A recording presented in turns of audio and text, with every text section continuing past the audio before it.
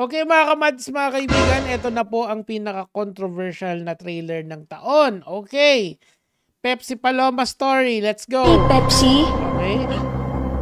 Siya daw si Pepsi. Kasi pag tinignan nyo dito, medyo may pasa-pasa siya. It seems to me na nasa isa siyang abusive na relationship. Alam natin na nagka-jowa si Pepsi. Or meron, kasi at that time, napakabata ni Pepsi niyan eh. Around 13 to 14 years old lang siya niyan. Pero na-exploit na sila during that time eh. Anyway, tuloy natin. Si Pepsi? Lahat po gagawin ko. Kailangan ko lang po talaga ng panggasto. Kailangan to. Para sa ika-40th na anniversary ng kamatayan ni Pepsi Paloma. Okay? Kailangan ko lang po talaga ng panggasto. Hindi mo sila kilala! Okay, this is the mother of Pepsi Paloma. Ito siya. Saan na ba yun? Hindi. Hanapin natin. Ito siya. Si Lydia Duena Whiteley. Okay, so just to give you context sa mga characters. Parehas pa ng suot. Mukhang... sino kaya ito? Sabi nila si Panyelo daw.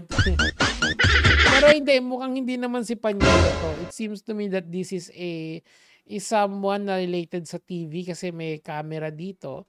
Siguro, could be a producer, could be a manager, could be a co-artist. We don't really know kung sino siya. Kasi ang meron lang dito siya is screen cap lang ito. Wala siyang good afternoon miss lang yung pangalan dito. Okay, tas tinotroll lang ni Daryl eh. Tuloy natin. Okay, and sino to? Okay, so isang storya ng sa lahat ng napanood ko na well, actually wag doon eh. Ilagay natin to doon sa sinabi ni Coca Nicolas. Sabi ni Coca Nicolas, gusto ko di siya kanyan nang galing. Kung napanood niyo yung Julius Babaw interview, sinabi niya na si Pepsi Paloma at saka yung mother niya is merong riff. Siguro ito yung pinapakita nun. At least we can confirm that. Alright, tuloy natin. Innocent.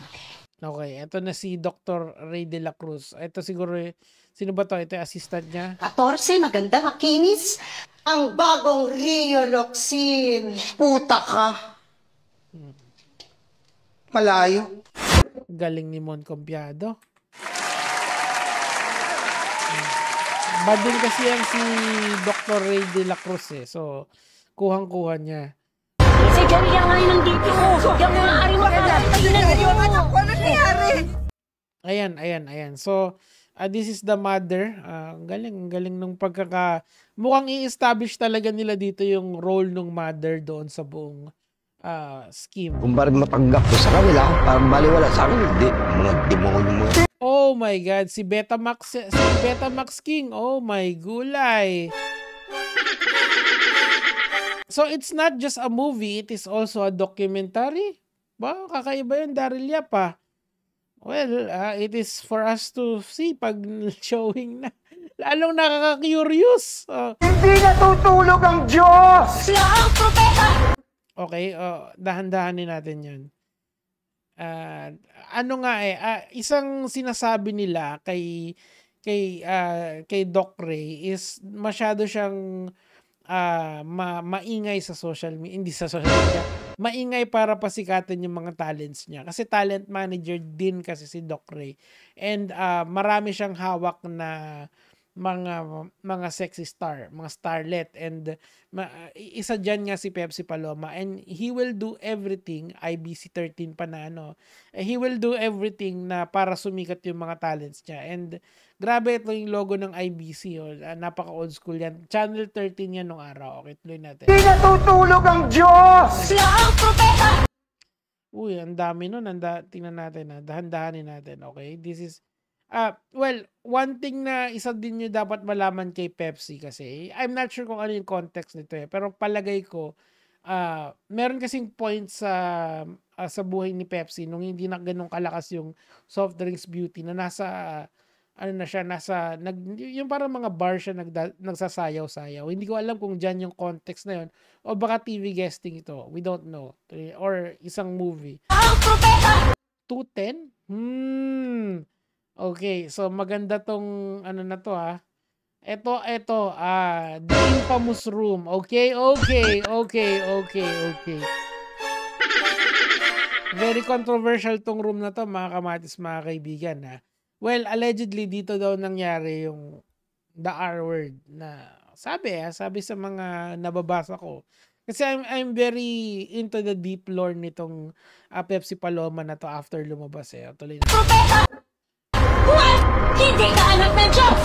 Ano, sino kaya sinasabi? Pumayag ka. Eto na yung si Charito Solis, 'di ba? Tatanggalin nila ang lahat sa'yo. Okay. So eto na nga yung expert. We are telling the truth! Eto na yung nagka-R-wordan na. Tapos sumasabog na yung balita, tapos eto yung director nag-iingay na siya sa media, hindi social media. Okay, tuloy na. Basta magbabayad.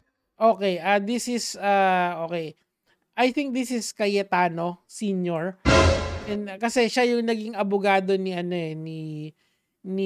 Pepsi Paloma, and this is oo nga, ito na yung R word mismo. So magfo-focus yung mukhang ipagganito pa-partition yung movie, Teka lang, kunin natin yung ballpen ko para ma-explain ko sa inyo ng mas ayos.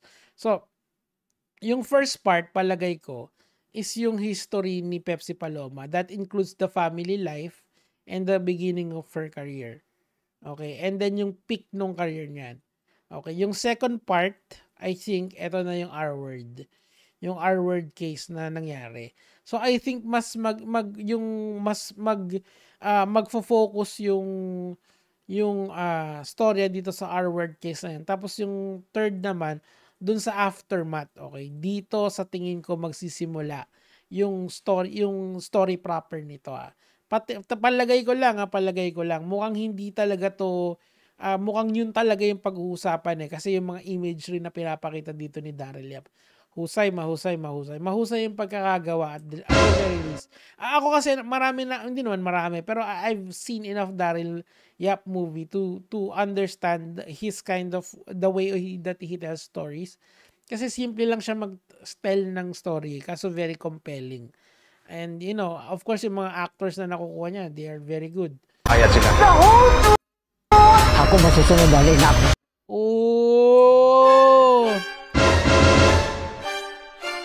So it's a documentary / movie. Ooh!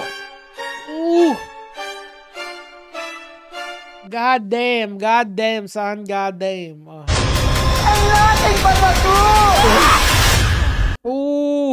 Look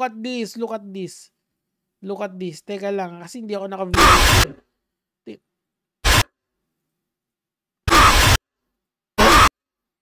Ito, ano to?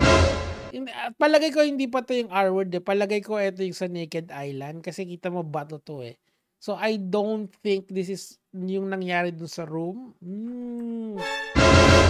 Grabe. Ang daming Easter egg agad.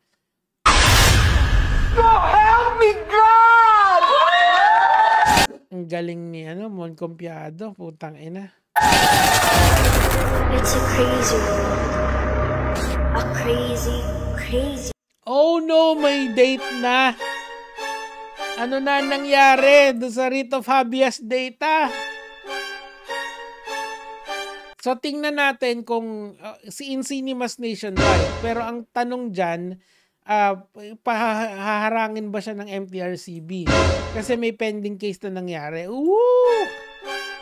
Alam mo, ito lang ang masasabi ko, kailangan kasing magkaroon ng decision agad dito. Kasi they need to set a precedence, kung papayag itong korte na to, should this be the case for every case na merong private or information na pwedeng ilabas yung isang director or isang content creator, di ba? So, we shall see. Crazy world. Tapos na, oh my God. This is going to be wild, mga kamatis, mga kaibigan. Well, abangan natin ang susunod na kabanata. For me ako, sigurado manonood ako niyan. O, yun lang naman yung sa akin for today. Gege mga lods.